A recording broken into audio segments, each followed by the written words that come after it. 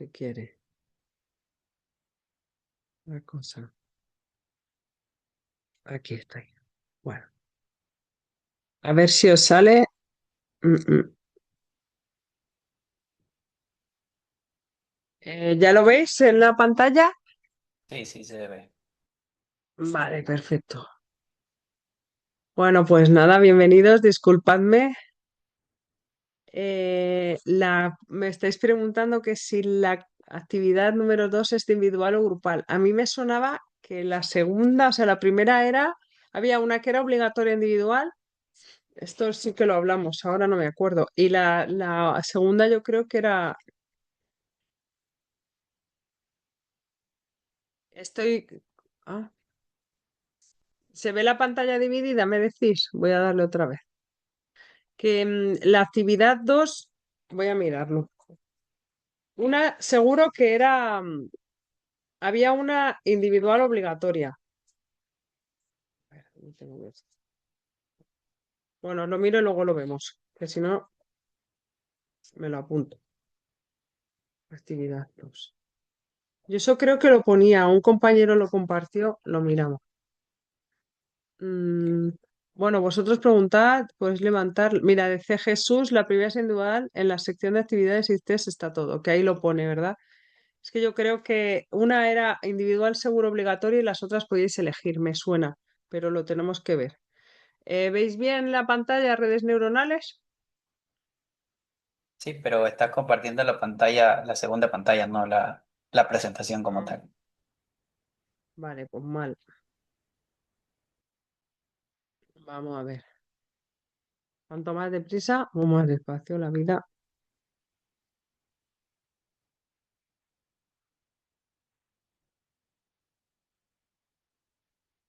pues esta será, ¿no? Pues es que siempre le da al mismo sitio, ya no lo sé. Ah, ya sé lo que pasa. Vale, vale. Que la tengo que poner que tengo dos pantallas. Vale, venga, vamos allá. Venga.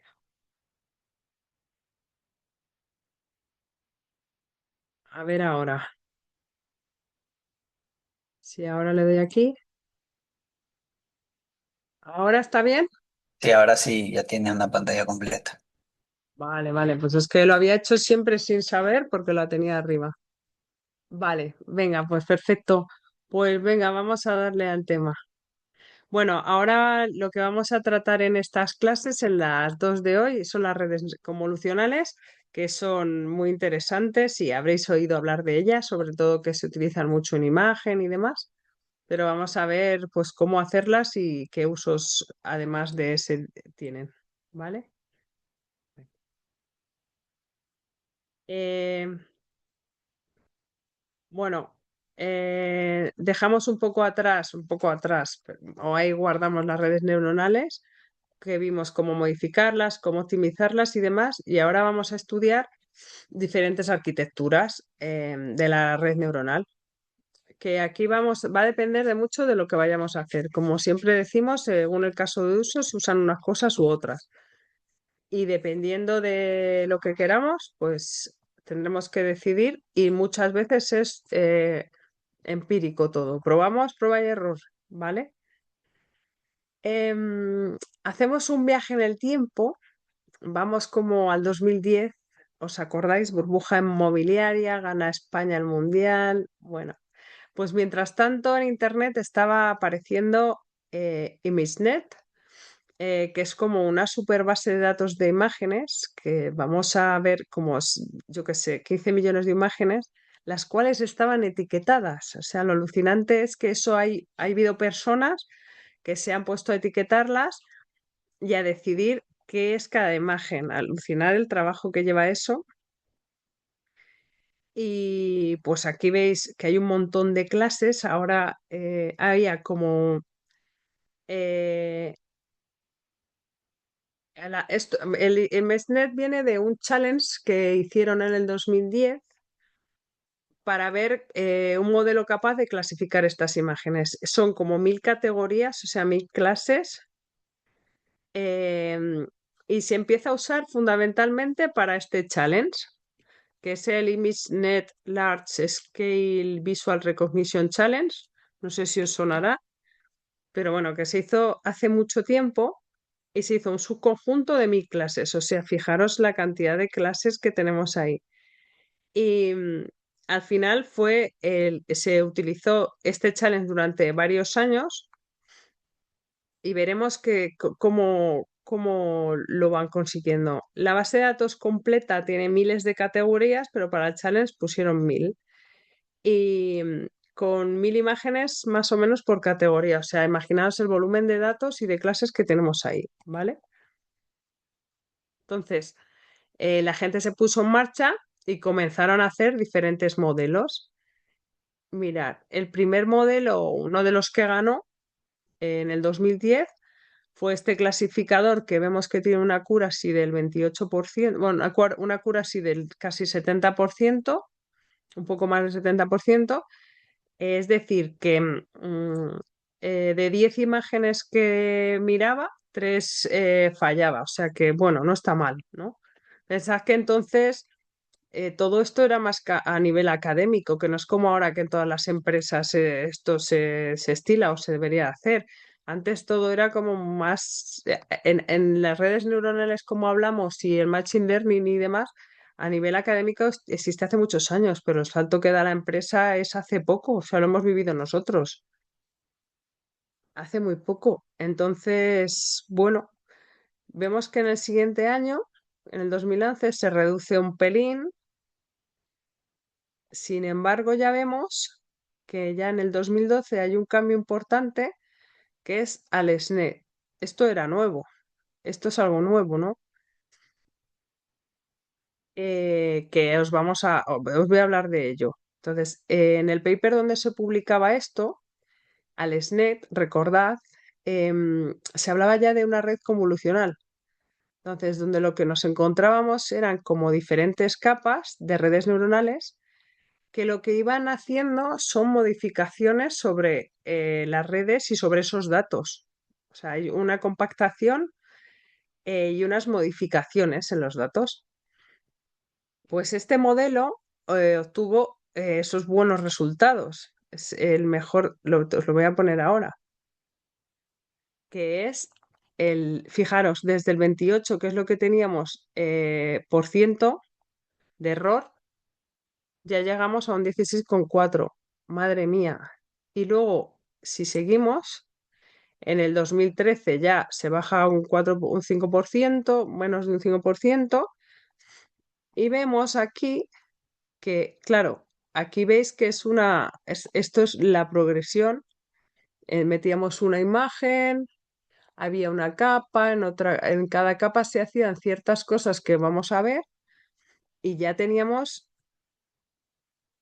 unos resultados bastante buenos, pero llegó Google otra vez y ya llega a unos datos de un 6,7%. O sea, aquí ves como una progresión de la visión artificial, o sea, como el challenge fue lo que impulsó todos estos progresión. Y aquí vemos, pues, bien es cierto que ya hay poca bajada aquí que pueda intervenir, pero bueno, aquí veis que son estructuras con diferentes capas, que esas os las voy a contar, y cómo funciona. O sea que al final el nacimiento de lo que es las redes convolucionales es a partir del 2012 con AlexNet, ¿vale? A ver. Bueno, y aquí tenemos, que es que se ve un poco mal, la verdad, que es el error rate, es que se ve fatal. Pues yo la pensaba que se veía mejor, pero bueno, ahí veis cómo se bajan los errores cuando utilizamos. O sea, es que pensar de utilizar el tradicional, em, las redes o con tantos datos, o ya utilizar Deep Learning, capas profundas y transformaciones. Sobre todo son transformaciones de imágenes en lo que se basa esto, ¿vale? Que ahora lo vamos a ver en detenimiento. Y aquí vemos que a partir de 2015, pues ya, Perdón, profe. pues sí, no sé, o Perdón, le más. interrumpo. Sí, No, hablabas de que el origen de las redes convolucionales sería a partir de AlexNet. O sea que las otras, que es la NEC, WIC y la XRC, no No serían son, no parte de son, las redes convolucionales.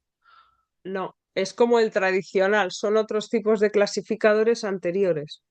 No es, o redes normales, no son redes convolucionales. Ahora os contaré lo que hace la convolución, cómo es, cómo lo hace y qué tiene de característico. Entonces, es como, es un artículo que publican, que es donde publican al SNET y es donde aparece como esa diferencia de hacer las redes. Al final vais a ver que son redes, pero que tienen em, diferentes, tienes la red densa, que es la que nosotros conocemos y todo lo que hemos hecho, pero antes de eso tienes como un procesado que es el que hace que coja la información de la imagen y la compacte. Ahora os voy a contar cómo lo haríamos nosotros con una red normal y cómo se hace con una red convolucional, ¿vale? Aquí no sé si Omar te ha resuelto un poco la duda. Lo vamos a ver ahora, todo lo que es, pero sí, es como que a partir de AlexNet publican un artículo que está publicado, que es ahí donde ya hay unas transformaciones. Si os dais cuenta, aquí pone que el humano un 5%. Esto es curioso, ¿no? Porque para las bases de datos, vosotros sabéis que al final la máquina lo que sabe es que lo que vosotros le enseñéis, no sabe más. Bueno, luego tiene mucha capacidad de cómputo y demás, pero lo que nosotros le metemos es lo que sabe. Cuando una base de datos es etiquetada, debe ser etiquetada por lo menos, al menos por 6 annotators, o sea, 6 personas, y que sean especializadas. ¿Por qué? Yo me acuerdo que cuando hacía etiquetado de imágenes, de imágenes, no, de audio, emociones en voz, o sea, es que los propios humanos decidíamos cosas distintas. Es curioso. Y aquí, pues dices, no, hombre, un perro. Ya, pero es que hay imágenes que son complicadas. O sea, que imagínate hasta qué punto las máquinas en este caso la mejoraban, porque supongo que esa mejora viene porque eso ha sido etiquetado por varias personas. Entonces se hace a la mayoría, es decir, si tú tienes 6 personas que están haciendo el etiquetado y 4 dicen que es un perro y 2 dicen que es un gato, pues se queda con que es un perro. Entonces, en este caso, así es como se ve que hay que hay una mejora, ¿no? Que el error se ve reducido. Aquí creo que fue en el 2017, ya se deja de hacer este challenge porque ya no tiene sentido. Fijaros qué error. O sea, es un alucine. Es que la visión artificial tuvo bastante reto porque era bastante complicado. Esto se utilizaba en industria para detectar la pieza, cómo está la pieza y demás. Ahí es donde había como mucho interés, pero que no fue algo sencillo. Esto lo que lo ha hecho que mejore mucho más, pues son este tipo de redes y este tipo de procesado al final. Entonces, pues bueno, aquí se terminó y seguimos con otras cosas. Mirad, ¿alguien sabe decirme qué es esto? ¿Os sonará? Seguro que sí. Aquí fue muy sonado en España. Es el Eceomo de Borja. Esto, esto viene de un pueblo de Zaragoza que una señora, Cecilia Jiménez, decidió restaurarlo porque pues con el tiempo se ha ido degradando. Y ella hizo lo que pudo, porque esta es la imagen real, Sí, ¿vale? profe, esa noticia llegó acá, Sí, es que a América, llegó la noticia. sí, pues bueno, en teoría el original es este, pero la mujer pues hizo eso, ¿no? Pero la pregunta que yo os hago es, ¿por qué somos capaces de reconocer una imagen? Porque si tú lo ves, dices, madre mía, mm, si fuéramos máquinas a nivel de píxel, ¿podríamos decidir que eso es lo mismo?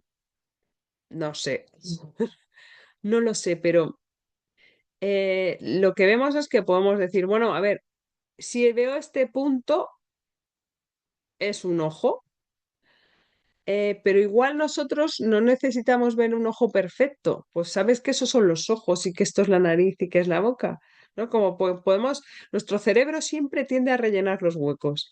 ¿Os acordáis cuando nos pusieron mascarilla? Pues yo justo ahí cambié de trabajo y cuando me fui al trabajo nuevo, pues yo conocía a todo el mundo con mascarilla.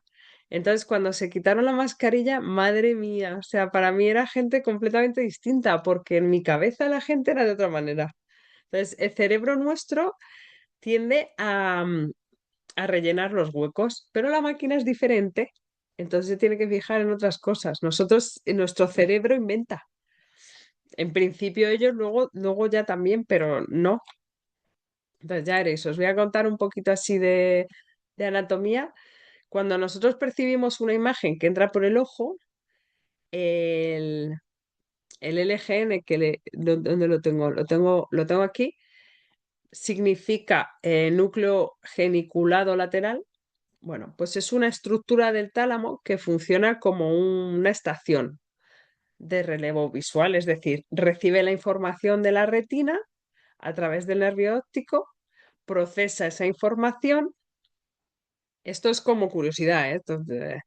Y la envía a la corteza visual primaria, que es V1, que es la que tenemos aquí, en el lóbulo occipital. Y a partir de ahí, del córtex visual, tenemos como diferentes tipos de neuronas, fijaros, ¿vale?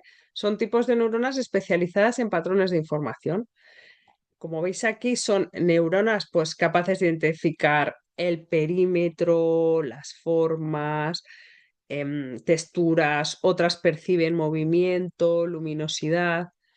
Claro, entonces, desde la zona 1 hasta en los bordes de la imagen a la 4, como que va más en general, es decir, la información se va concretando.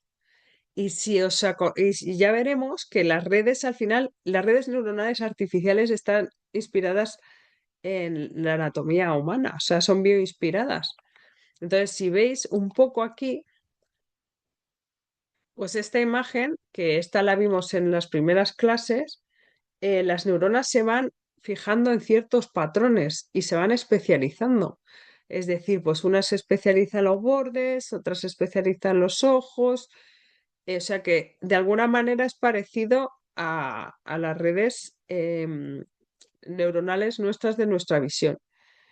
Y a través de ahí, pues están completamente interconectadas y son capaces pues, de identificar formas más precisas. Esto en general, ¿vale?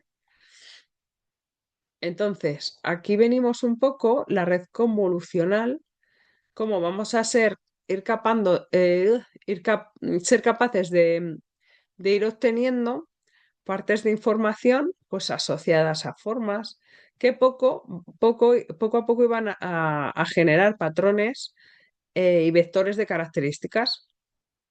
O sea, como que vamos a ir partiendo de pequeños detalles y vamos a ir ampliando información. Vamos a ver ahora, vamos a jugar a que no existe la convolución y queremos trabajar con imágenes directamente, con lo que tenemos que son redes normales y demás, ¿vale? Vamos a hacer un ejemplo que si os acordáis, este ejemplo estaba en los apuntes, que es un ejemplo con la base de datos de la que es que no me acuerdo cómo se llama, Minist o no recuerdo, pero vamos, es con la que tenemos hechos los notebooks y demás, ¿vale? Bueno, pues estos son números escritos a mano. Se trataría de hacer una identificación del número, ¿vale? Tenemos imágenes en blanco y negro, pues de números de 0 al 9, que creo que son como unas 70.000 imágenes y creo que 7.000 grafías diferentes, ¿vale? Entonces, eso es lo que tenemos y veamos qué nos implicaría esto en nuestra red neuronal normal. No estoy hablando todavía de convolucionales, ¿vale? Entonces, tenemos nuestra imagen de blanco y negro. Tengo una matriz de números de número de 0 al 255. Esto se asocia con la imagen, ¿vale? O sea, cada imagen son los píxeles. Los píxeles de cada imagen tienen valores del 0 al 255 para indicar los colores, en blanco y negro, y si es en colores, eh, esto varía, pero en blanco y negro 0 al 55, ¿vale? Entonces digo, vale, esa es mi imagen y tengo la matriz. Pero ojo, mi red neuronal no entiende de matrices, porque si vosotros sabéis que nosotros lo que metemos son vectores. todo el rato estamos trabajando con que yo le doy un vector. Vale. Vale, pues venga, digo, venga, pues transformo esa matriz, por ejemplo, tengo esta, en un vector. Ya, pero imaginaros que tuviera una matriz de 28 por 28, que eso sería como súper básico para cualquier, como muy de baja calidad, resolución en una imagen. Imaginaros si el tema sería si fuera de color. Si fuera de color tendría que ser 28 por 28 por 3. Madre mía. Y de nuevo, estamos hablando de una imagen con muy poca resolución. Si ponemos una de 300 por 300 por 3, es decir, 300 por 300 para los píxeles de la imagen y es por 3 por el RGB de los colores que tenemos, pues estaríamos hablando de, no sé, 270.000 parámetros o algo así, una locura. Pasarle a esto a una red, pues nos explota, nos explota. Entonces, esto sería un coste computacional increíble. Venga, bueno, pues ya hemos visto que esto es un poco locura, ¿vale?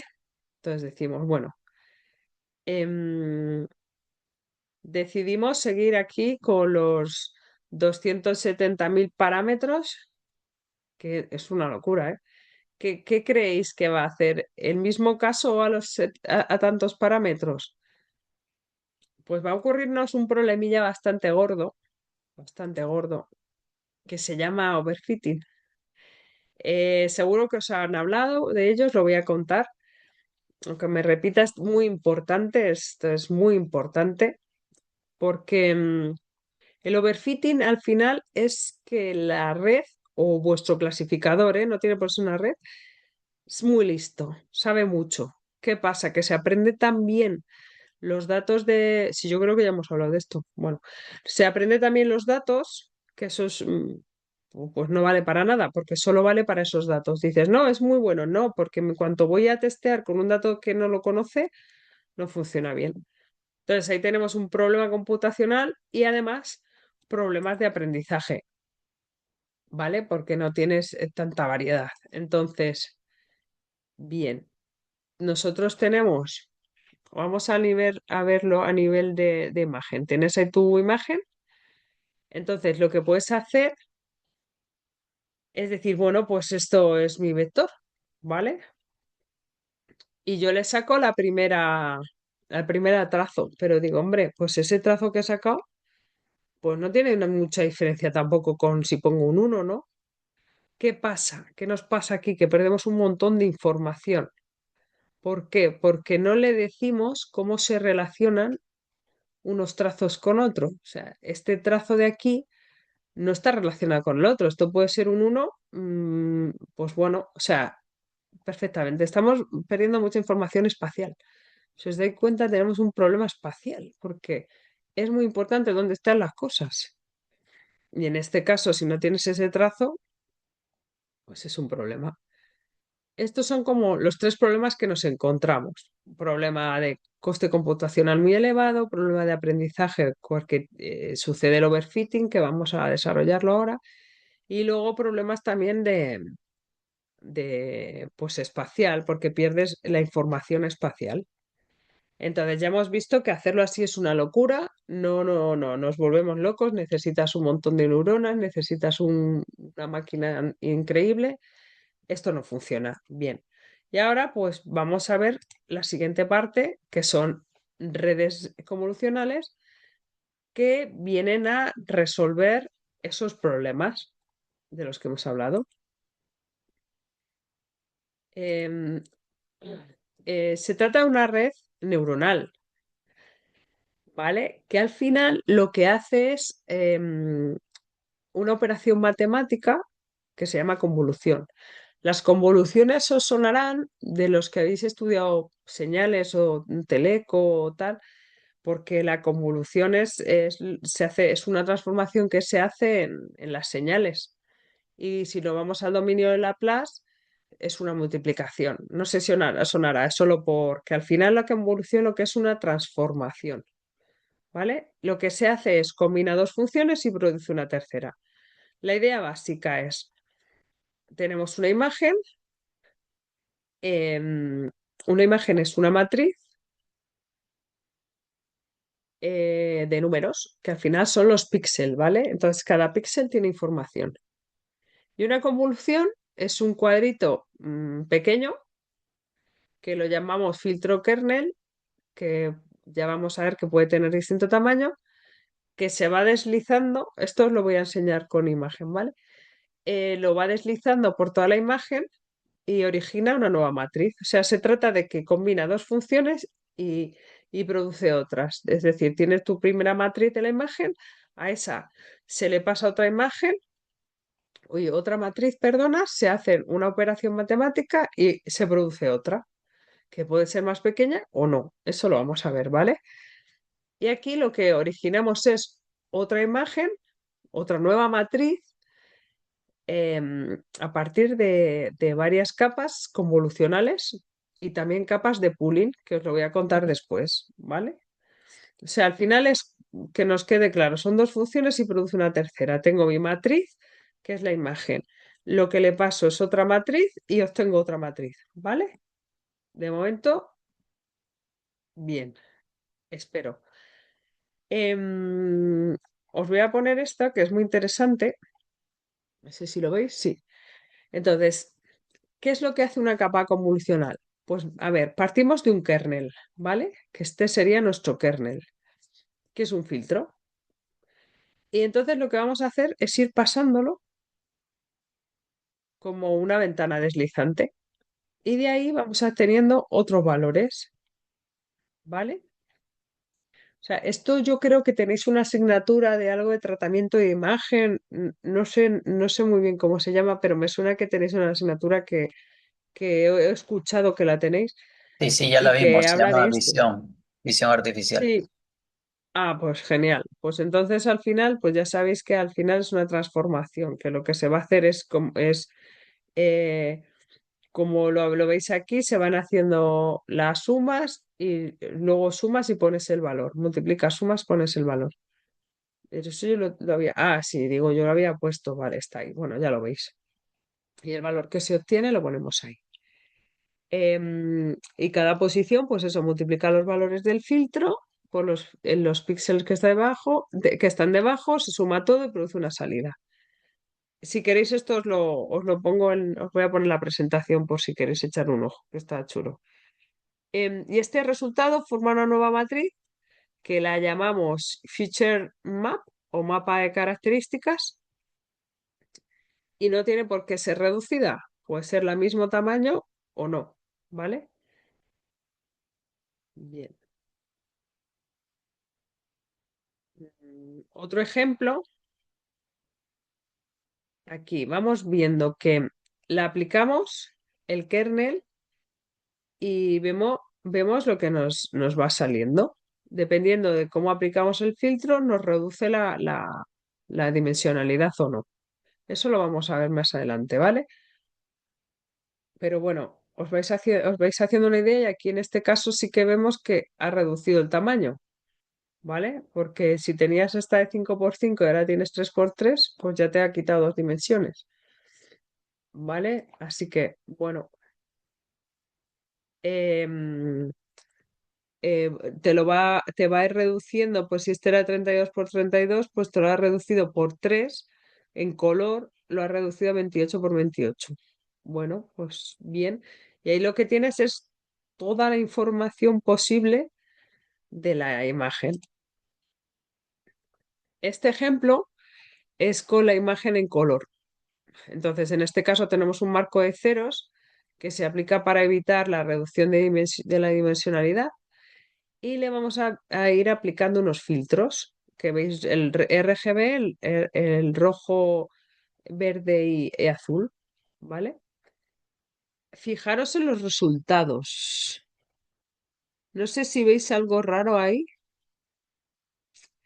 Bueno, pues es que es el bias. A la hora de aplicar la convolución que definimos el kernel, mm, ¿vosotros creéis que metemos los kernels nosotros? La matriz del filtro no la metemos nosotros. Es la propia red la que va jugando ella misma con los kernel para saber cuál es la mejor. O sea, esto es un poco no explicable. ¿Qué quiere decir? Que nosotros no podemos acceder a ciertas cosas, ¿vale? Las capas de convolución van cambiando parámetros y va a ir seleccionando cuál es el mejor kernel y se va a ir entrenando pues para ir adaptándose. Eh, eh, em, el problema que tiene el Deep Learning, que nos gusta tanto y nos funciona tan bien, pues es que no es explicable y ahora se pretende que busquemos algoritmos explicables y eso, claro, pues eso está complicando un poco la vida. Pero bueno, nosotros a lo nuestro. Perdonad que yo no sé si tengo alergia o me coge un constipado o yo qué sé. Bueno, vamos a seguir. Tipos de filtros. Pues tipos de filtros, pues mira, hay filtros que detectan texturas, colores, bordes.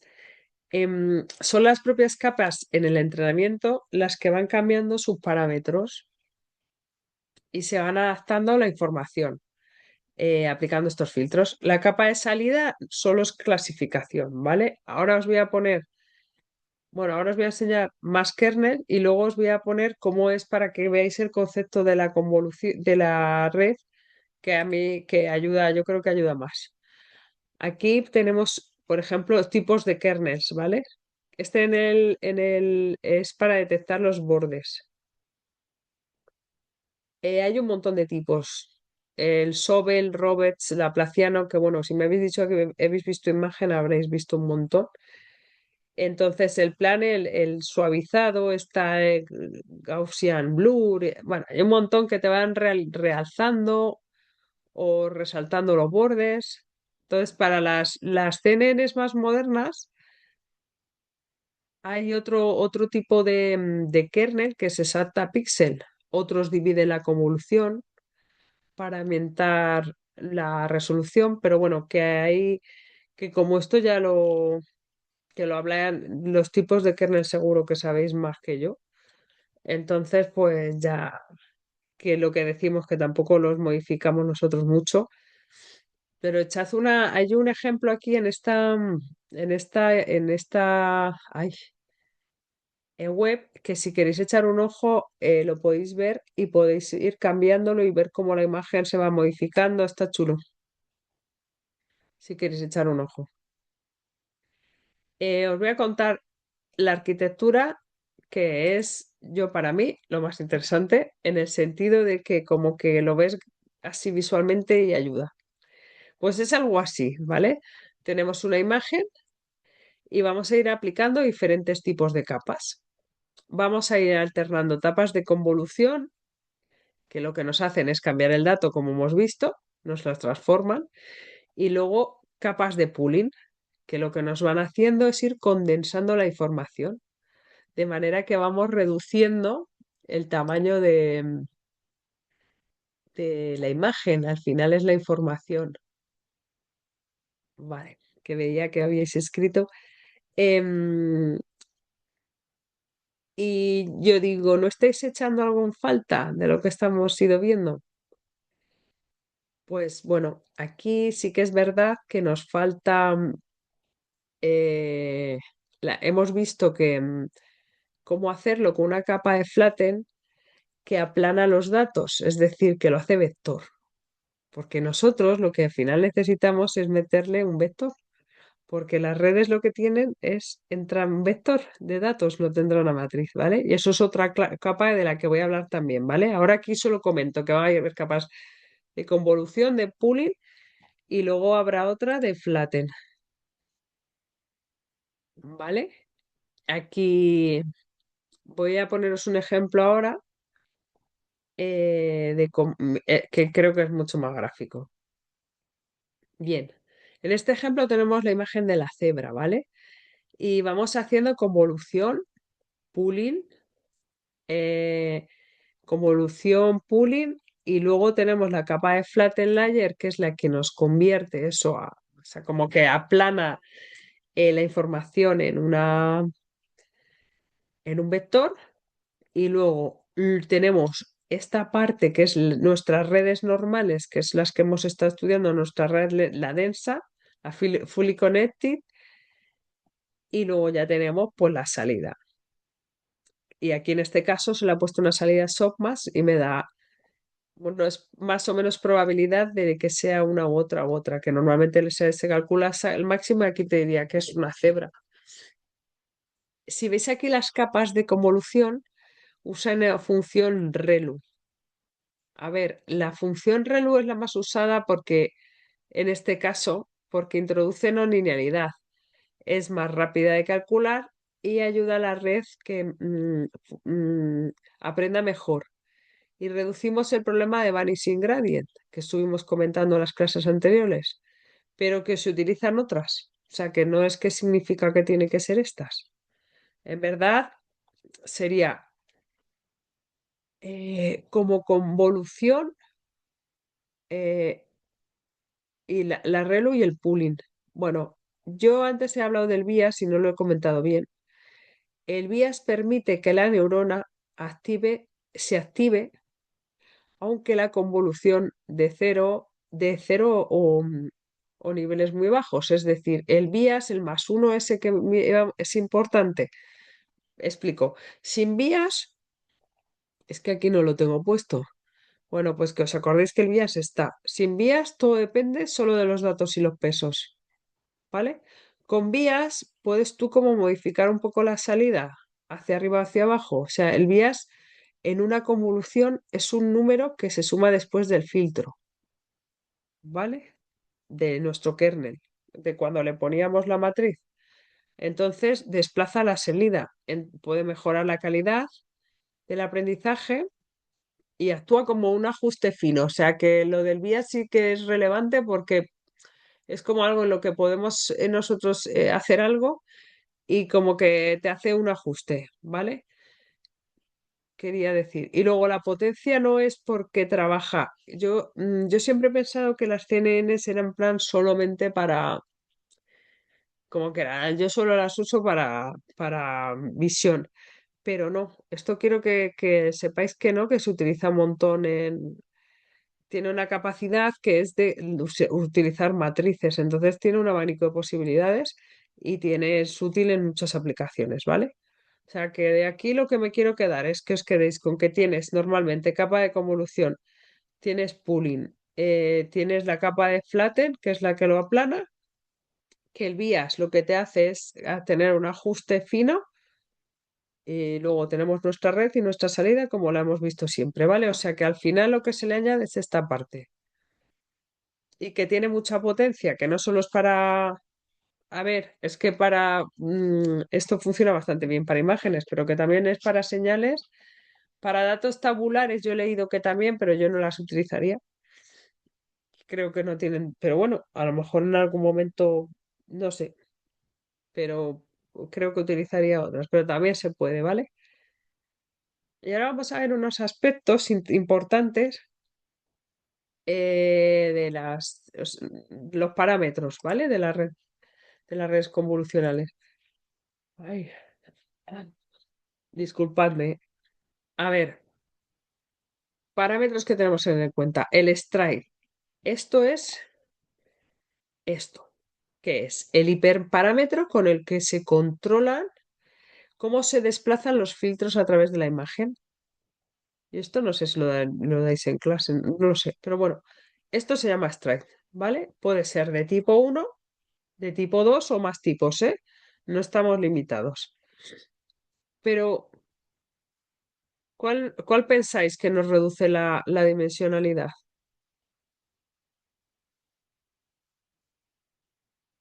Pues mirad, el Strike 2 nos reduce el tamaño casi a la mitad, pero para ello vamos a mirar otra cosa que es el padding, que lo tenemos ahora, y, y con esto lo que controlamos es a cada cuántos nos movemos, ¿sabes? O sea, lo veis un poco en la imagen, ¿vale? Si nos movemos cada dos, nos movemos cada uno. Strike uno cada uno y strike 2 cada dos. Puede ser de más, pero sí que de número superior lo que pasa es que se pierde mucha información, ¿vale? Con esto sí se reduce el tamaño, pero luego hay otras formas de reducirlo más apropiadas. Mirad, el padding lo que hace me permiten marcar mis datos. Entonces, un sitio donde empezar. em, esto es para asegurarse de que siempre coge la información del borde. ¿Vale? Por ejemplo, en el ejemplo del número que teníamos, que le metíamos la base de datos de los números, pues quizá nos daba más igual el borde, la verdad. Pero si trabajo con mapas o algo donde me interesa conservar la información de los bordes, pues utilizaríamos el padding. Y ahora otra parte muy, muy, muy importante son las pooling layers, que son estas. Que estas son las que nos permiten condensar la información. Es como que me destila la información, me quedo con la información que me interesa. Y tenéis aquí tres clases, ¿no? Max Pooling, Min Pooling, Average Pooling. Si utilizamos Max Pooling, me quedo con el valor máximo. Ahí tenéis de los 9 valores, me quedo con el máximo, que en este caso sería el 3, los que tenéis aquí en moradito. Vale, lo desplaza. Tengo un strike de 2, o sea, lo muevo 2. Entonces cojo el cuadradito azul y del cuadradito azul de todos me quedo con el 4. Entonces lo bajo 2 y tengo el cuadrado verde y en ese caso me quedo con el 6 y en el otro caso me quedo con el 5. Esto sería nuestro más pooling, ¿vale? Solemos hacer capas más pooling, pero también se puede usar el min pooling o el average pooling. Lo que veamos, que a diferencia de las capas de convolución, aunque tengamos el padding, podemos o no reducir la dimensionalidad, pero aquí sí que reducimos, ¿vale? De esta manera reducimos dimensionalidad, ya lo habéis visto. Que fíjate qué entrada tenemos y qué salida nos quedamos. Así que dependiendo del strike, pues reduzco un tamaño pues de un 70%. Si lo haces de strike de 2, porque si teníamos el tamaño de 5x5, ahora tenemos 2x2.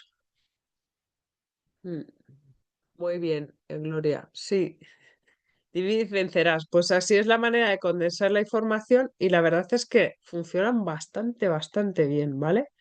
Lo que hace al final el pooling layer es como un downsampling de la señal, ¿no? Que estás muestreando. Es un muestreo, coges las muestras justas. Eso es lo que hacemos. Yo no sé si he ido súper rápido, venía acelerada. Bueno, pero tranquilos. Por último, em, vamos a ver, esto es un poco para resumir, una red convolucional. Lo que hacemos es, a través de diversas capas, estamos transformando datos. Transformamos los datos y los condensamos. Es como, te cojo lo importante y lo doblo, te cojo más importante y lo voy plegando, ¿vale? Y así reducimos, reducimos, reducimos hasta que llegamos a la flatten layer, que será la que lo tengo, la que le meto todas las cosas a la red grande y ya tenemos nuestra red densa, que es la que hemos hecho, y ya está. O sea que al final se hace todo el procesado de convolución, em, convolución, pooling, la vamos plegando, lo dejamos en un vector con la de flatten y ahí con un vector ya se lo metemos a nuestra red. Y es magia, pues esto es como que se van haciendo las cosas chiquititas, chiquititas, chiquititas, y tiene al final la misma información, no, pero tiene la relevante, ¿vale? Así que, pues aquí, hasta aquí he llegado en esta clase, en esta hora. Decidme si tenéis preguntas y hago 2 minutos de descanso y volvemos, si os parece. Decidme si tenéis alguna dudilla. He ido un poco rápido, pero sé que al final el concepto, una vez que lo coges, es bastante chulo, de hecho, y como vosotros ya habéis estudiado un montón de cosas de imagen, pues como que seguro que le habéis puesto más cara. Genial. ¿Queréis a menos? Mira, son y 52, 5 minutillos. Hay 57 o por ahí, 58, ¿cómo lo veis? Así me da tiempo ir al servicio, es que acabo de llegar. 5 minutillos. Venga, venga, chicos, pues nos vemos en 5 minutos. Hasta ahora. A ver,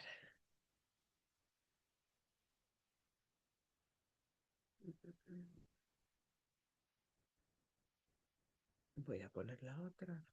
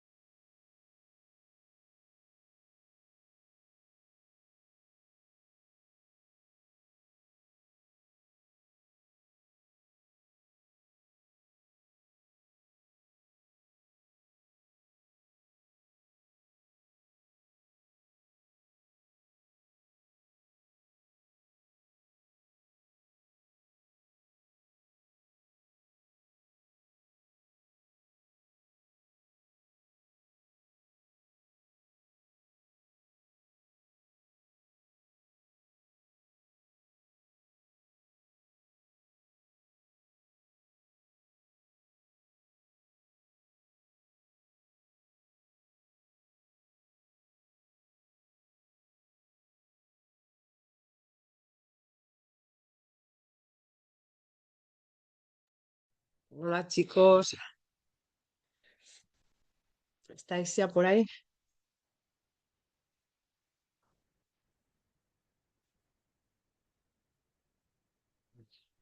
Estamos.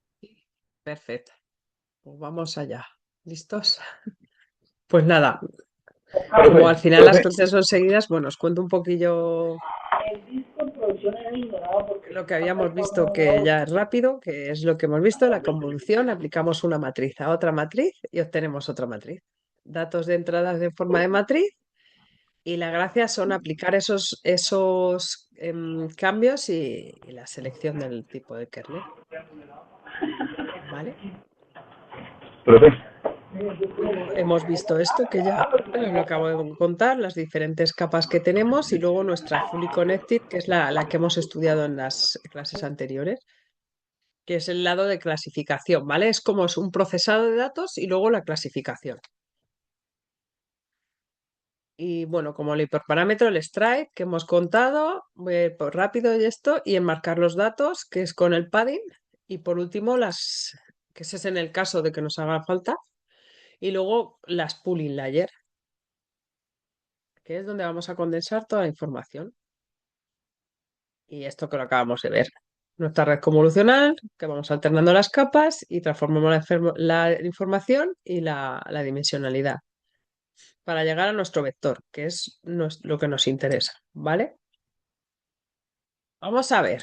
¿Vosotros diríais que esta es la misma persona? Dwayne Johnson.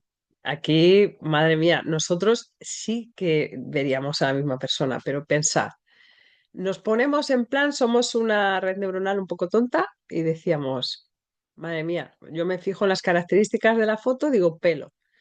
Wow, pues es diferente, ¿no?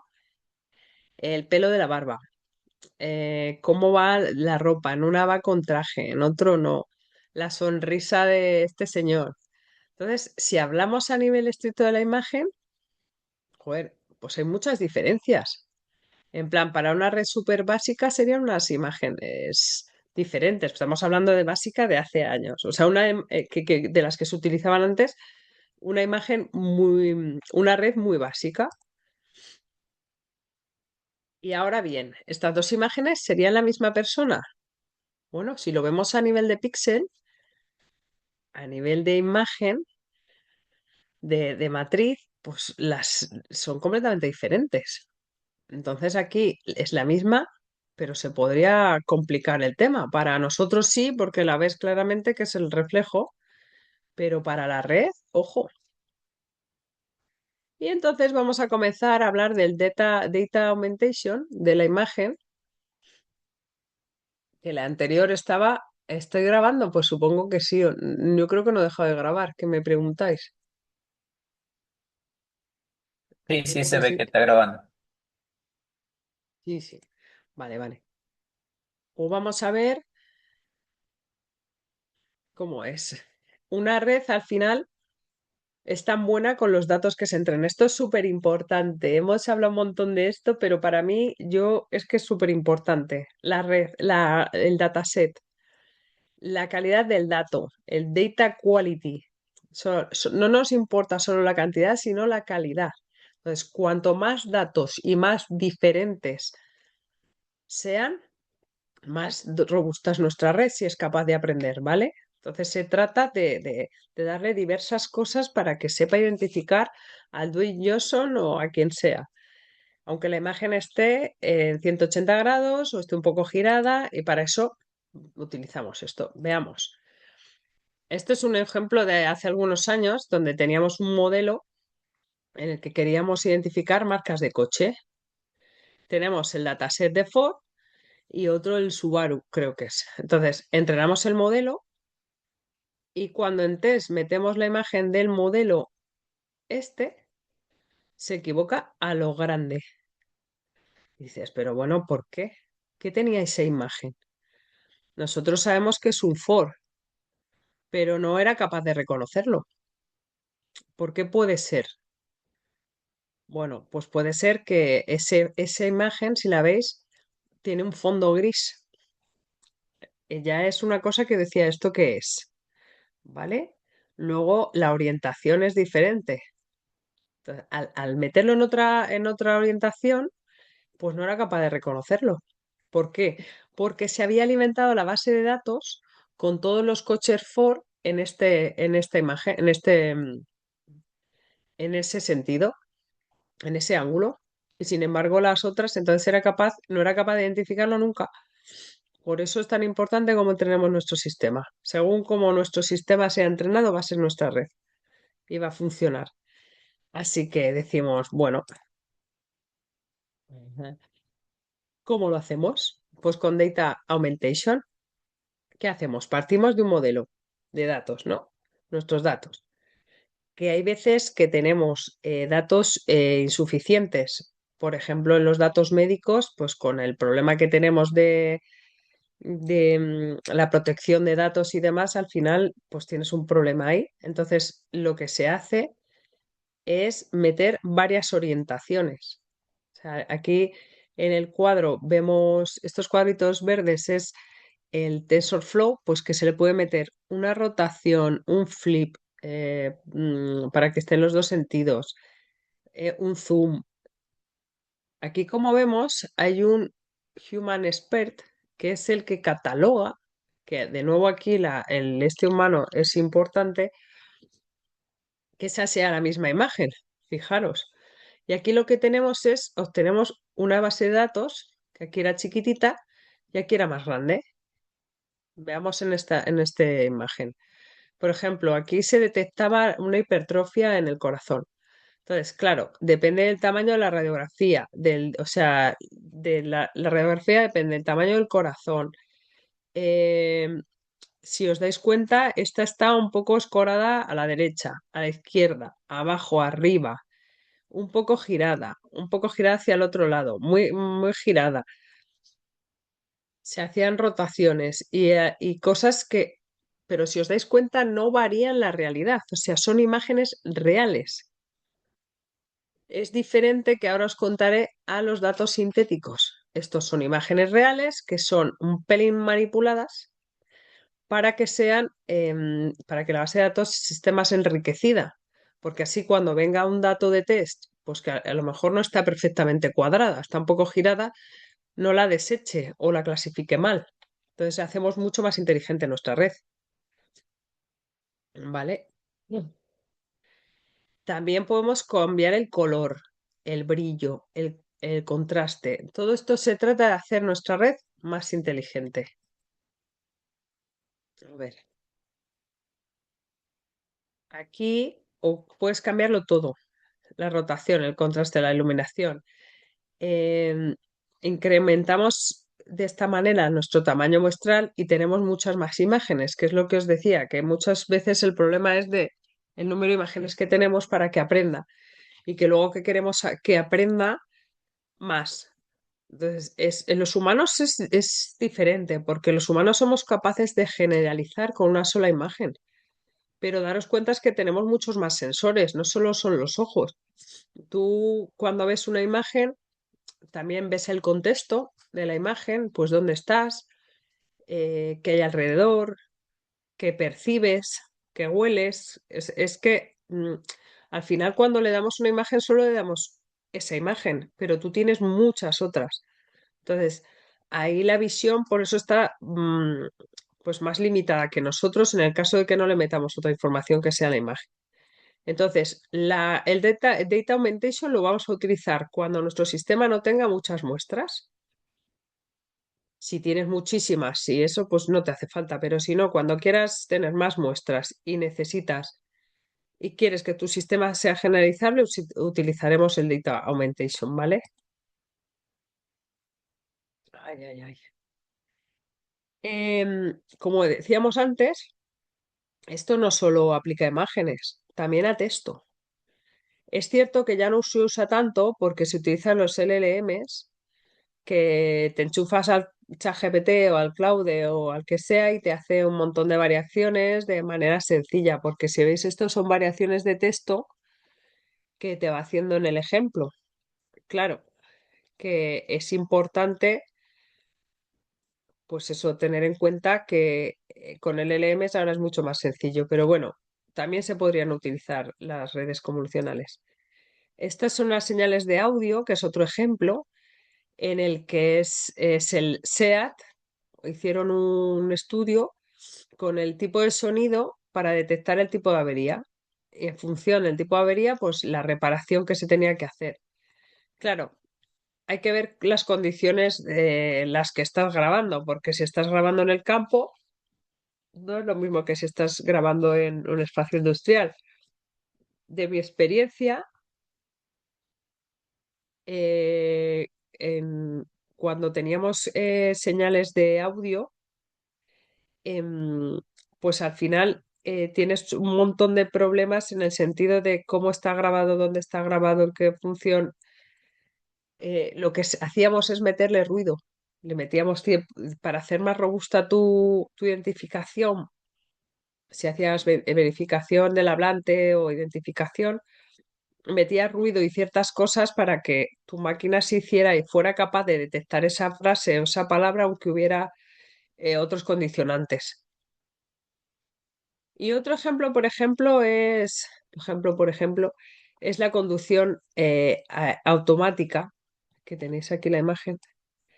¿Para qué? Para generar diversas situaciones.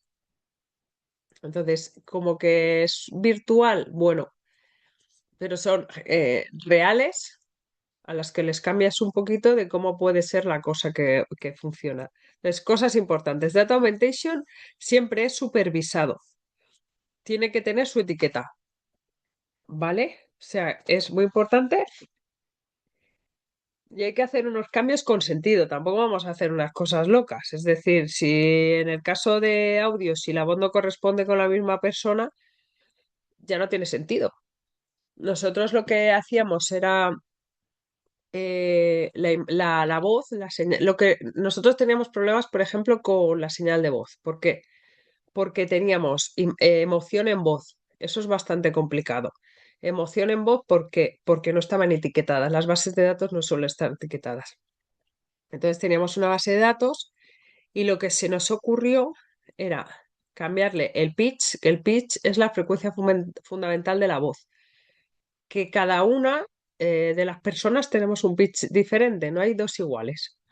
Entonces, claro, pues cambiábamos un pelín el pitch y un pelín la velocidad, con lo cual al cambiar una cosa y la otra modificábamos, pero esto era sintético, porque al final mm, estás creando nuevas cosas que sí, en base a las otras, pero depende del cambio. O sea, es muy importante qué cambios les hagas. O sea, tienes que tener sentido. Si queremos, por ejemplo, detectar un amanecer, pues no le podemos cambiar el color. ¿Por qué? Porque, hombre, le pones el sol verde y ya es un lío. Pero es que no es real. O sea, tienen que ser con casos reales. Pues el sol no es verde. Entonces, pues no ponemos un sol verde. Entonces, quiero aclarar esto de que yo también tenía un poco de confusión, ¿sabes? De entre el dato sintético y el data augmentation. Y la diferencia principal es que el data augmentation modifica datos reales existentes. Y los datos sintéticos son datos nuevos generados artificialmente. Aquí sí que me surge la duda porque yo, cuando hice mi creación de mi nueva base de datos de audio, yo digo, hombre, estaba basado en la voz, en la señal original y lo que hacía era pequeños cambios. Entonces tengo ahí la duda de que sería data augmentation, en verdad. Pero bueno, al final la augmentation es transformar los datos reales y sintéticos sin inventarte datos nuevos, con ciertos parámetros. ¿Vale? Aquí tenemos algunas librerías eh, para aplicar el data augmentation, que tenéis un montón. Ay, disculpadme, de verdad. En función de lo que queremos aumentar los datos, pues tenéis para imágenes, para texto, para audio, datos tabulares, y aquí tenéis un montón de librerías con el objetivo de ampliar nuestro dataset partiendo de casos reales. ¿Se puede combinar el sintético y el data augmentation? Bueno, sí se pueden. La historia está depende de que para qué lo vayas a utilizar. Sí se pueden combinar.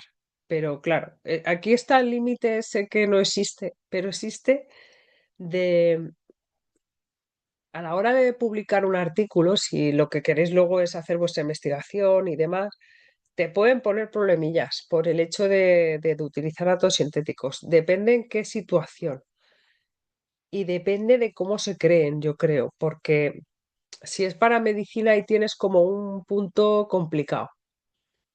¿Por qué? Pues porque, claro, te pueden decir, no, pero es que no son reales. Porque si tú creas una imagen que no es real, eso sí sería, en imagen es más fácil de decidir, pero es como que hay, pero sí, los puedes mezclar, si es que tú puedes hacer lo que quieras. Además, ahora hay un momento en el que está creciendo mucho la inteligencia artificial, pero no hay limitaciones ni éticas ni de nada. Entonces, ahora se están creando un montón de cosas que están un poco, no al margen de la ley, es que no hay ley, ¿vale? En el TFM, problemas si no, no creo que te pongan problemas si usas datos sintéticos. A ver, muchas veces se han tenido que utilizar datos sintéticos para hacer ciertas cosas porque no tenías casos reales. Y bueno, pues siempre hay que tener en cuenta que cuando es un dato sintético, pues no es real. Sí que lo que podrías hacer muy interesante es decir, bueno, voy a entrenar mi red con datos sintéticos y me guardo los reales para testear. Y si funciona bien, has triunfado. O que utilizaras unos cuantos datos sintéticos mezclados con datos reales y luego testeas con datos reales. Pero muchas veces se ha tenido que hacer así, porque no teníamos capacidad de tener datos reales antes. O sea, que sí que se puede mezclar y que sí lo puedes utilizar. No te van a poner problemas. Pero si tienes reales, yo lo quería es guardármelos para testear y si funciona bien, has triunfado. O sea que, bien, Diego. Eh, Profe, una pregunta con respecto a los datos sí, sintéticos. Eh, o sea, si uno los quisiera utilizar, ¿cuáles son los tipos de datos válidos para usar? O sea, ¿hay algún conjunto de datos válidos o a ver, eh, puede ser cualquiera, digamos? sí, depende del problema. Si, por ejemplo, tú quieres utilizar, tú sí que puedes entrar a una base de datos para detectar la mortalidad o la muerte súbita con un electrocardiograma em, sintéticos. Pero claro, ¿cómo podemos extrapolar eso a la realidad? Es que eso tiene como... La cosa es que los puedas combinar. Si tú pones una buena base de datos que tenga datos reales y le añades datos sintéticos y testeas con datos reales, yo no le veo problema. Para nada. No sé qué me ha hablado, no sé quién eras. O sea que los Manuel, datos yo. sintéticos, sí, es que no me sale. Ah, Manuel, Acá. pues es que es eso, Carlos. No sé, es que no lo veo. ¿Quién me habla? Pues es eso, que el caso es que los datos sintéticos están para ser usados, pero sí que es verdad que pierden un poco de fiabilidad. Como que queremos que sean reales, pero también hay que entender que en muchos casos no tenemos esos reales. Vale, vale, Manuel. Entonces, lo que hacemos es echar manos de los sintéticos. Pero bueno, también teniendo esta opción del data augmentation, nada, es que cambiando ciertas cosas, lo que pasa que, claro, aquí sí que vemos que podemos cambiar de la imagen, la giramos. Pero cuando hablamos de señales, ¿cómo las cambiamos? Porque claro, si estamos detectando la emoción en voz y yo le cambio la velocidad, estoy variando mucho hasta qué punto. Porque a lo mejor la velocidad sí que es un muy importante en la emoción. A lo mejor cuando alguien está contento habla más rápido y cuando está triste más lento. No lo sé. Entonces sí que es verdad que hay un punto ahí que no está claro de cuándo es más bueno o menos bueno hacer el sintético, pero está claro que si tú quieres hacer un estudio y no tienes, claro, la velocidad del ruido de fondo, pero si quieres hacer y no tienes datos, tienes que inventártelos. Pues, cuando se... Sí, Diego. Una pregunta ahí. uno se los inventa, pero digamos el especialista, el experto en el área que yo estoy hablando me tiene que decir si los estoy inventando bien, ¿cierto? Por ejemplo, para la parte médica, pues me imagino que debe haber un proceso en el que esos datos sintéticos tienen que ser aprobados por ellos. Porque pues yo, si yo no soy experto en esa área, ¿cómo voy a hacer un dato sintético real? ¿O cómo sería ahí? Claro, a ver, lo suyo es que si tú haces un dato sintético, si tienes a algún experto, lo que sí que puedes hacer también es mirar la significancia. Ay, disculpadme, la significancia es ver cuánto diferentes son los datos que has creado entre unos y otros. Hay un coeficiente de Pearson, hay varias cosas, ¿eh? Yo os digo este que es el que he utilizado, que era para saber cuánto de significante era ese. Cuando yo quería comparar resultados, cuánto de diferentes eran. Pues aquí igual, puedes mirar cuánto varías eso. Hombre, si tienes un annotator o una persona que está entrenada en eso y sabe de eso y te puede etiquetar, eso sería lo ideal, porque al final se trata de validar esos datos, que esos, que quién te dice que esos datos tengan la calidad suficiente como para estar entrenándose. Pero yo pienso que si tú eres capaz de luego testear con datos reales y tienes buenos resultados, nadie te puede decir que esos datos que has creado son malos. Porque cuando vienen los datos reales, mi máquina es capaz de detectar o de clasificar. O sea, es que eso ahí nadie te puede decir que no. Pero cuando hace falta, pues se utiliza. Y es lo que yo veo, que hay como una línea fina entre datos sintéticos y el data augmentation. Sí, que la diferencia está en eso. Unos son reales y otros no. Ya, pero es que los no también nacen todo parte de la realidad, no es, a menos que sean sintéticos total, de que les das tú los parámetros y ya los creas. Pero normalmente nos basamos en datos reales. O sea que yo usarlos sí, cuando hace falta, por supuesto, porque muchas veces que no tienes. Y combinarlos, pues también. O sea, que no te van a poner problemas en el TFM o no deberían de ponértelos. Sí es cierto que deberías, si tienes reales, pues sería maravilloso, aunque sea para entrenar algo y testear. Y para crear los nuevos, claro, te tienes que basar en algunos reales. O saber cómo son, eso sí. Vale. Ahora os voy a contar un poquito, madre mía, sobre transfer learning. No sé si os sonará, pero bueno, al final el transfer learning, como su propio indica, el nombre indica, ¿no? Es el aprendizaje. eh, Le damos el cerebro, eso que piensa, se lo damos a otra persona, ¿no? El cerebro se lo cambiamos, o ese aprendizaje, bien. Bueno, pues podemos entrenar redes, hemos visto cómo hacerlas convolucionales, pero hemos visto que esto es muy costoso. O sea, las redes convolucionales son muy guays, pero son menos costosas que las que hemos hablado si queremos hacer una matriz de 270.000 parámetros, pero aún así esto tiene un coste computacional importante. Entonces nace el transfer learning, que es bastante interesante porque ya hay gente que se ha puesto a lanzar un montón de cosas y como la de ImageNet que hemos visto, entonces esa red ya sabe un montón. Entonces tú te puedes aprovechar de ese conocimiento, ¿vale?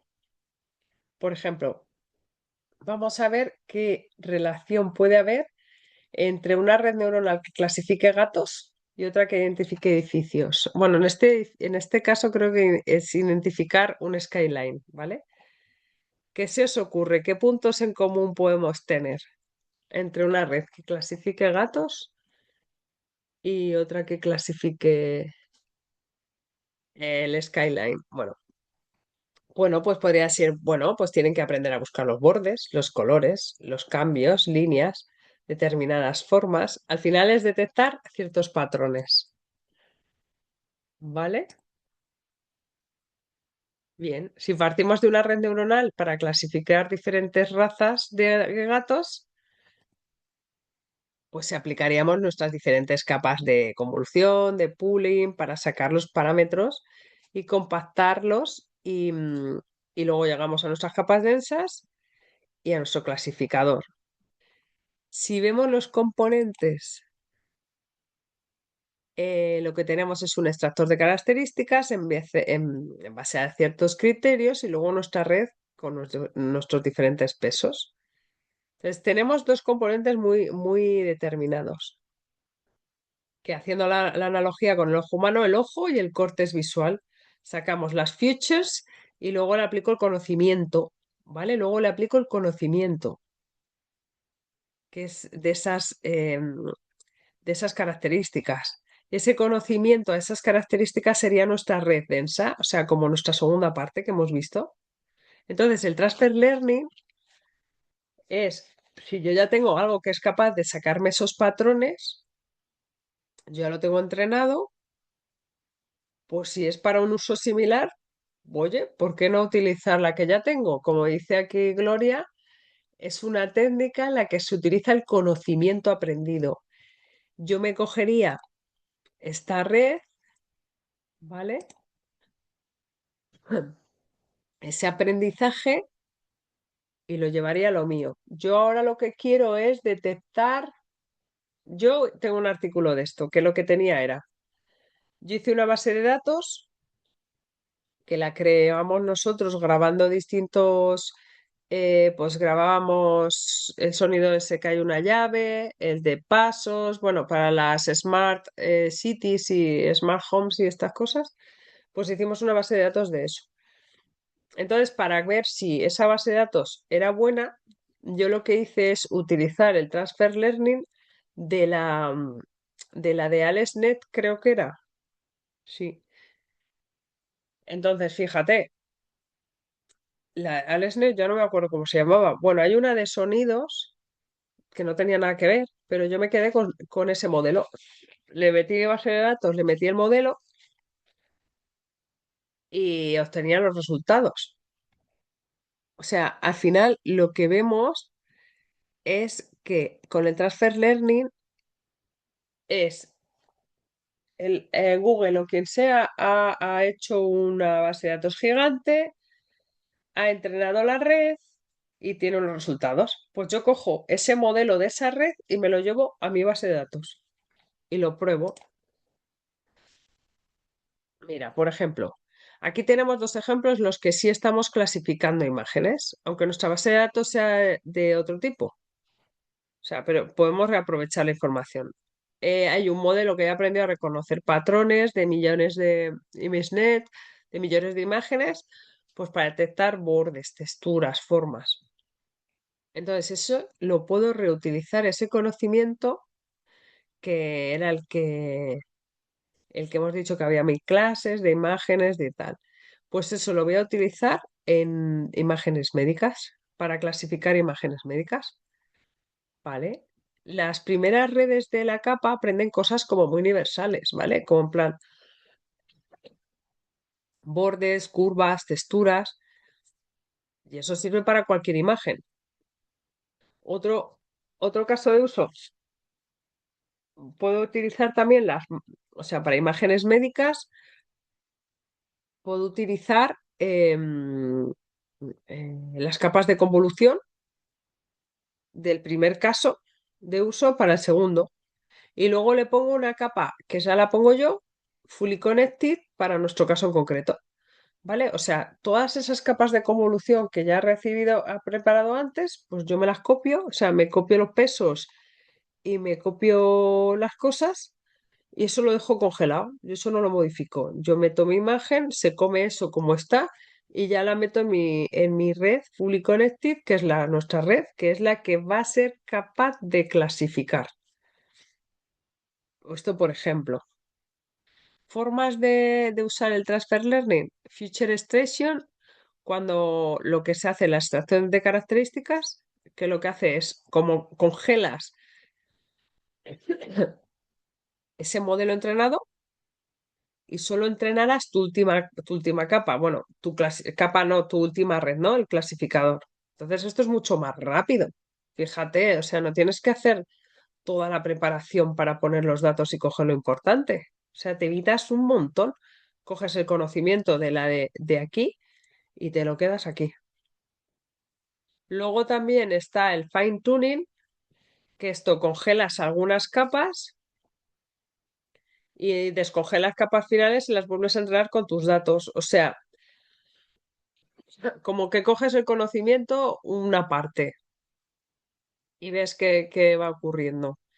Y lo que haces es copiar los pesos, copiar esa configuración.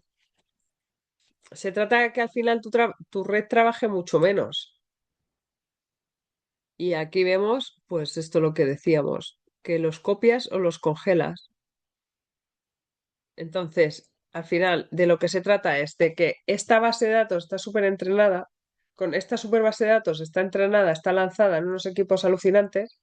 Tú tienes una base de datos más chiquitita y no tienes esos pedazos servidores, ni clústeres, ni GPUs, y dices, pues chico, que me voy a coger a ver cómo va. Y la verdad es que está bastante guay, ¿eh? O sea que si tenéis el problema ese, hay muchas bases de datos ya preparadas, de las cuales la base de datos no, lo que te coges tiene mucha utilidad, sí.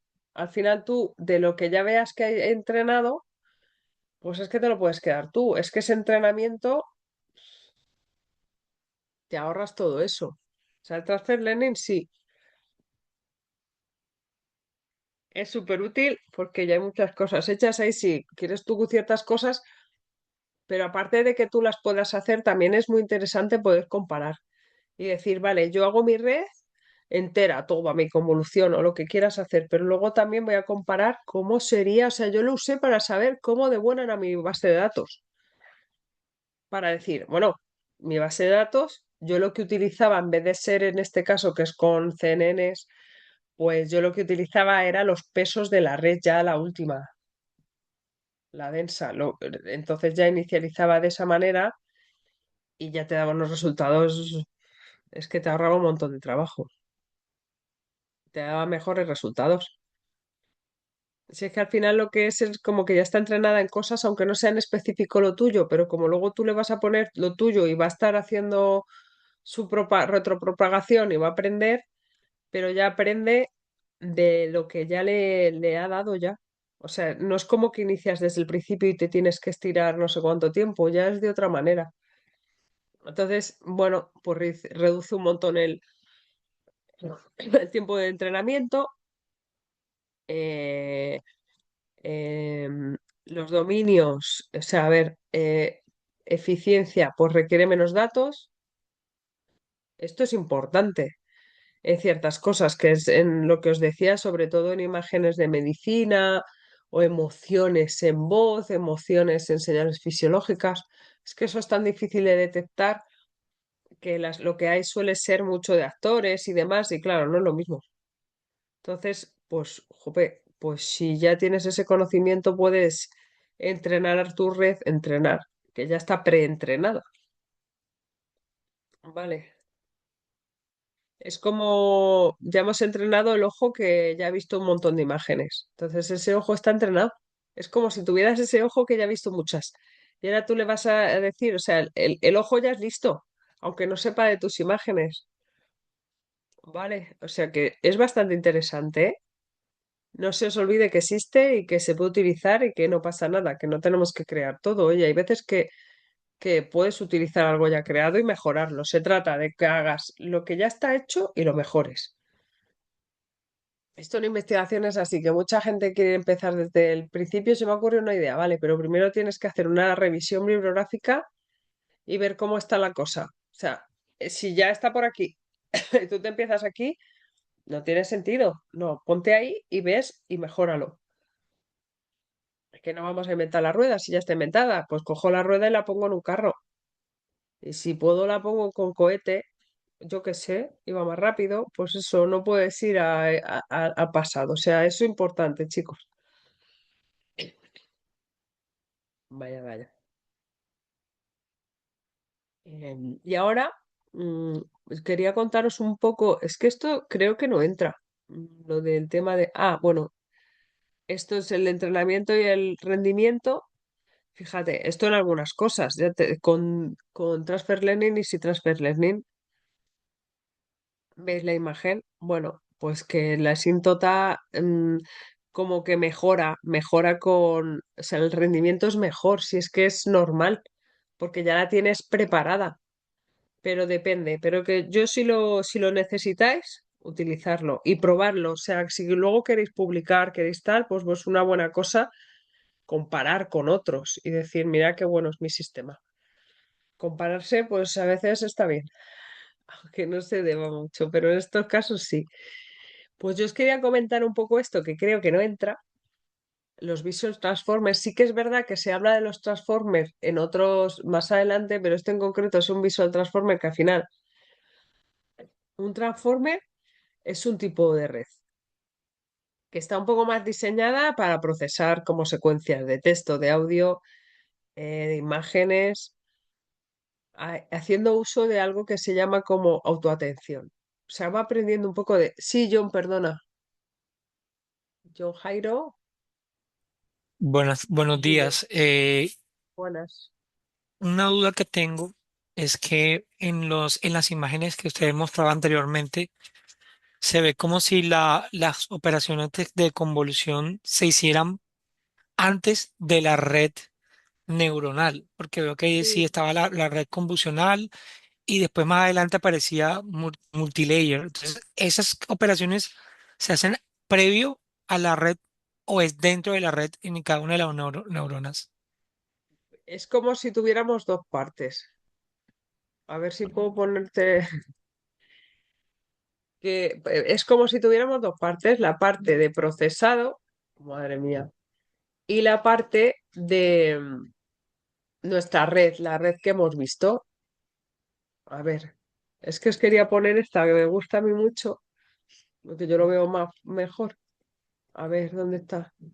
Mira, aquí son redes. Al final estos son redes también. La convolución se hace con redes, pero esta parte que poníamos dos, esta se encarga de lo que es la clasificación, que esta es nuestra red, la red que hemos estado viendo todo el rato, pero la convolución también se hace con redes, ¿vale? O sea, es como si tenemos dos partes, la parte de convolución es la parte de... Es como una extracción de características y la segunda parte de clasificación. Entonces, en esta parte, la convolución se hace también con Tienes que redes sincronizar. neuronales. Esto es como que aprende por un lado y luego el va propagation va por otro. O sea, es como esta parte para preparar tus datos. ¿Por qué va cambiando? Porque tú vas cambiando los kernel. Bueno, tú vas o ella sola va mejorando. Dime, dime, que no O te he sea oído. que, Dime, dime. o sea, primero en la parte de convoluciones como hay una red ahí, y luego pasa a una segunda red que hace la clasificación. Sí, sí. Es como que tú tienes varias capas. Esto es que, a ver, igual no lo he puesto muy... En esta parte, estos son capas, capas de convolución y capas de pooling. Capa de convolución y capa de pooling. La capa de convolución se trata mm, de transformar, de ir transformando tus datos, pero son también redes, ¿vale? Pero tu red, la que vas a ver, entrenar y clasificar es esta, es la de clasificación. O sea, es como todos son redes, pero tienes una red que lo que hace es la convolución, que son esas transformaciones, como esa multiplicación que estás haciendo y el pooling, que es para ir reduciendo la imagen, y luego la otra parte de la red, a ver si tengo alguna otra. No, creo que está en el otro, que se veía también bien. A ver. Sí, es que como que está puesto las transformaciones de la imagen. eh, es que lo tengo en el otro, yo creo. Pero bueno, el caso es que al final lo que haces tú es, son, son redes, todos son redes, pero tienes que verlo como una parte. Las redes que se encargan de transformar los datos y la que se encarga de clasificar, que es un poco de lío. Ok, ok, comprendido. Ay, perdón, vale, más o menos. Pero tú míralo como que tienes, pero son redes convolucionales, o sea, al final estás haciendo transformaciones y tienes tus redes que se activan y no se activan. Entonces se hace la transformación de los patch, ah, de los píxel y los va recortando y va haciendo eso, pero eso es también red, Oscar.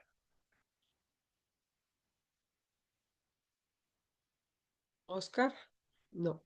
Y Gloria, los modelos públicos para realizar transfer learning, ¿dónde se pueden encontrar? El AresNet y demás es que están tú lo pones y te lo puedes descargar sin problema. Google tiene, o sea, no te sé decir exactamente, pero hay GitHub, yo creo, de todo esto. Mira a ver lo que tienes. ¿Cómo se busca? Pues es que yo la de AresNet, pues Profe, era fácil. Dime, dime. para descargar algunos modelos hay unos repositorios institucionales, hay muchos repositorios de donde puede trabajar modelos gratis. GitHub, ¿no? O GitHub, sí, GitLab. Ajá. GitLab, GitHub, sí. Sí, sí, sí, pero ya más es que están, que no, yo lo he usado para hacer eso y no tienes problema tampoco. Ya no me acuerdo pero vamos, que como era de Google o tal, fue fácil de encontrar. Ah, vale, bueno, que no se me olvide deciros algo. A ver, bueno, es que aquí tampoco se ve.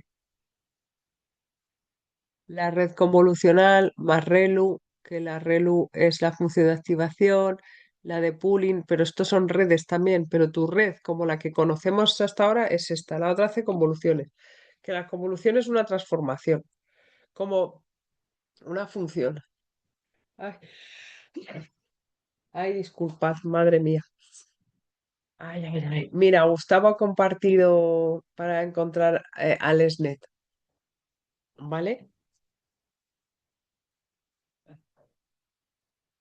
Ya no sé por dónde voy.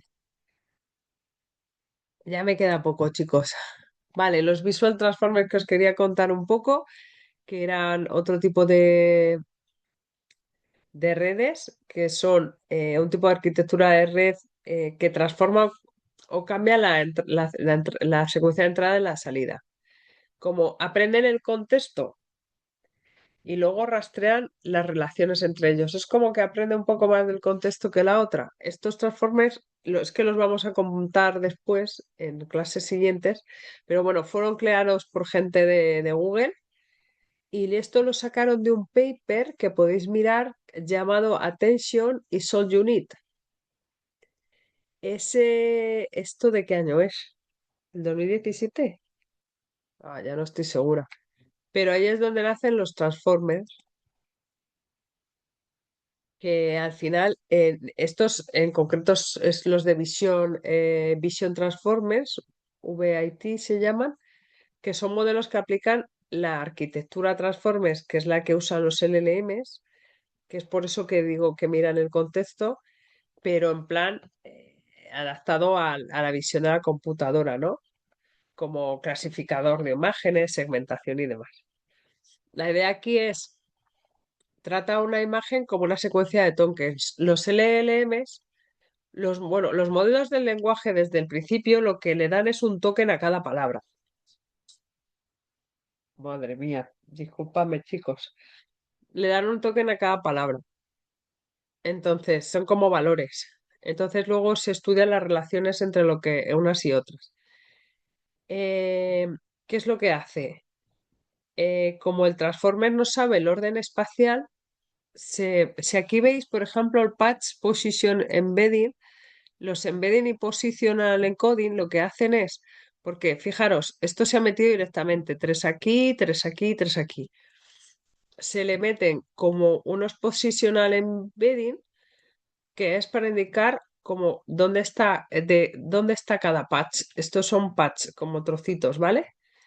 Luego, la parte de self-attention, que es la de autoatención, en imágenes, cuando es una CNN, una neurona ve una región local con su kernel, ¿no? Entonces, esto le permite como que mire a los otros patch, a los otros trocitos de la imagen. El separation es como si fuera capaz de ver un poquito más, no solamente de ver su trocito. Al final lo que hace esto es divide la imagen en patch, en trocitos, las convierte en embeddings, que le agrega un positional encoding, un código de posición, y luego, y luego ya pasa por los bloques del transformer. Es que esto lo vamos a ver después, pero sí que sepáis que hay los transformers, también hay visual, que se llaman VIT y se utilizan con los tokens, o sea, es como que han remezclado. Utilizar el conocimiento de los LLMs, pero esto no es transfer learning, sino que han cogido el concepto y ahora lo utilizan aquí. Vale, esto, pero bueno, que no quiero liaros mucho porque es un poco para que lo tengáis en cuenta, que lo que hace es coger trocitos más grandes y luego saber la posición de ellos. Es como que tiene una información más desde arriba.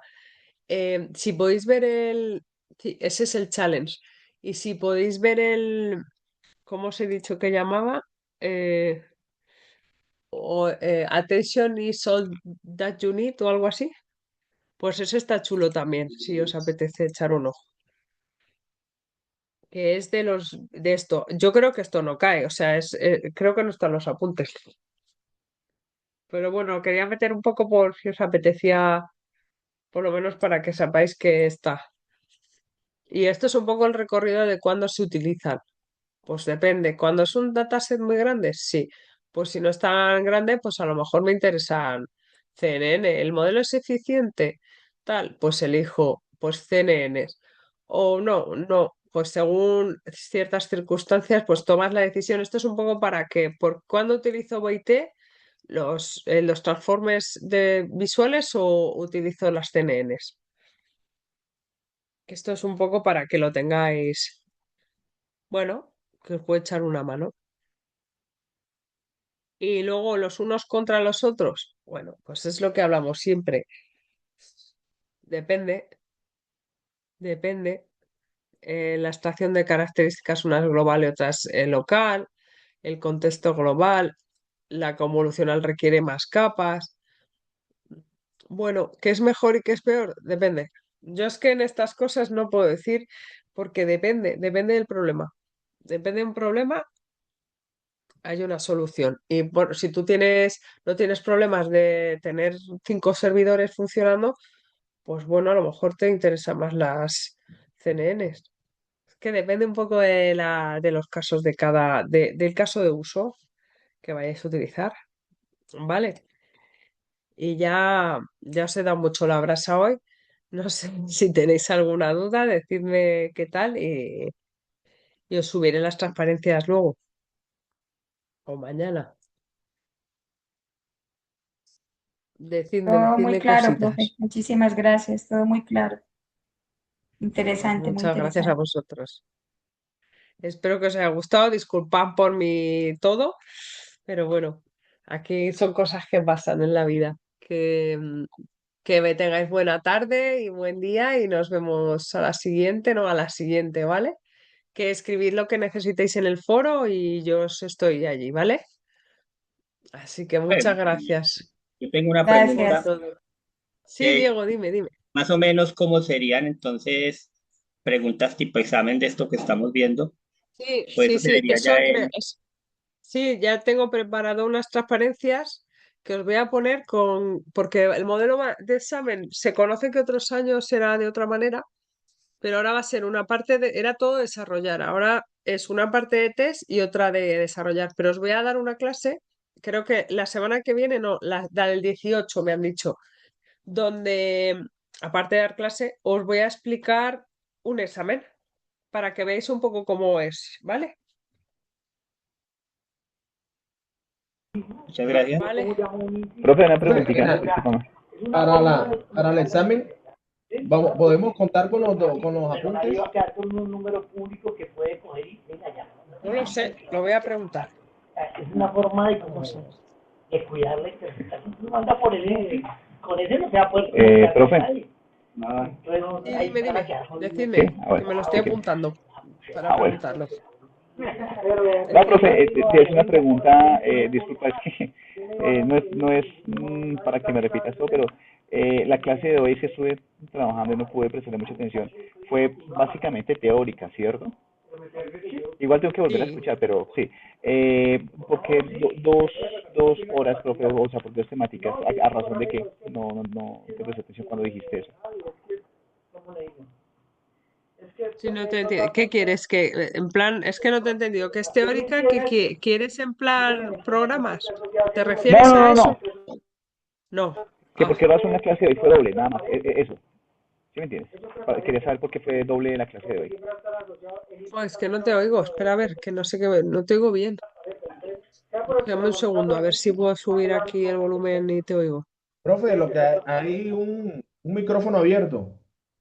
Mira, A ver, que me lo he puesto a tope oye, ahora, amiga, perdóname, ya ese tema repíteme. es de que No, profe, que quería saber, es que como estaba un poco trabajando, estoy trabajando, no pude prestar mucha atención.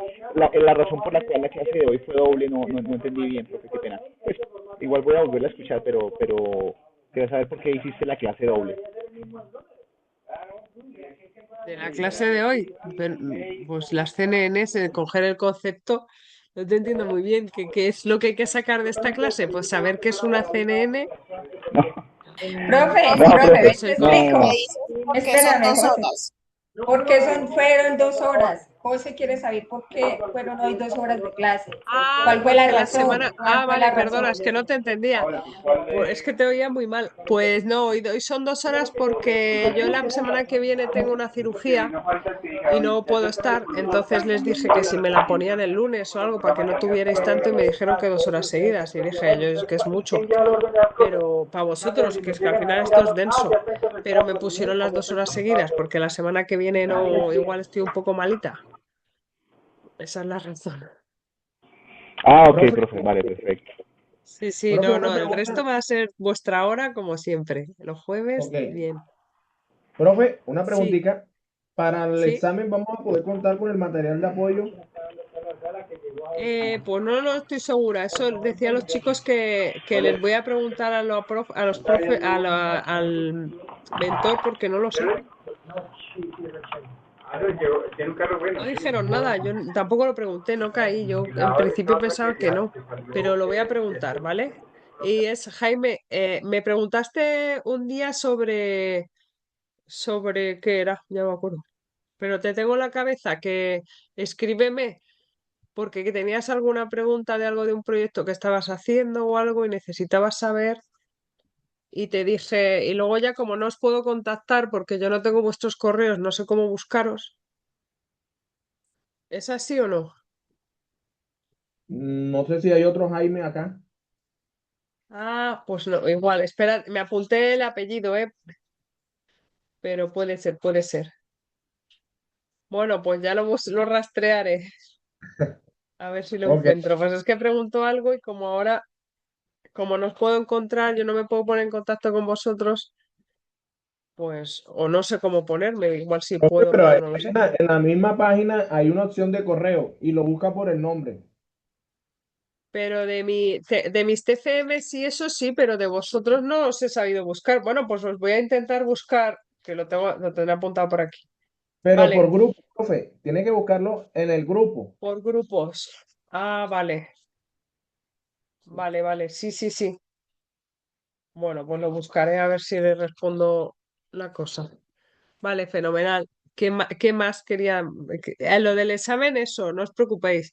Que en la semana del 18 vemos un examen, así os hacéis a la idea de cómo es el examen. Hay una parte de test, otra parte un poco más que tenéis que explicar un poquillo más cosas y ya está. ¿Vale? Y luego no sé si tengo otra clase al final de examen, pero esto está guay porque así no tenéis que esperar al final para saber un poco cómo va a ser. Y yo intentaré, pues, enfocarlo un poco también por ahí. Aunque no hagan examen. Ya. Vale, vale. ¿Que queréis que sea con Con apuntes. Gracias, Carlos. Bueno, pues yo lo voy a decir. Y si no lo sé, hombre, estaría guay. Sí que es verdad que o sea, que una exposición y ya está. Pues la idea es que lo que viene en los apuntes es ahí, no, o sea, no se pueden salir de ahí. Yo es que el examen lo pongo, o sea, hay muchas preguntas y se eligen las preguntas, o sea que tampoco lo pongo yo como tal. Pero sí que se está como muy alineado con los apuntes de los temas de clase, según tengo entendido. Pero bueno, que lo vais a ver y os vais a quedar tranquilos, ya verás. Que no os preocupéis. Yo encantada si tuvierais exposición oral y así os conozco, o sea que yo no tengo ningún problema. No me dejan, yo de momento no tengo ahí poder, pero bueno, pero yo voy a preguntar lo de las estas, ¿vale? Os lo voy a poner ahí para que estéis más tranquilos ya desde el principio. En cuanto me contesten, os lo pongo en el foro por si eso, lo de los apuntes, ¿vale?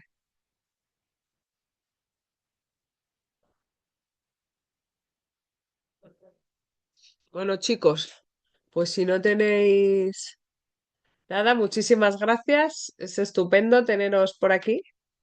Que tengáis un día estupendísimo y maravilloso y disfrutarlo mucho, que la vida es para eso.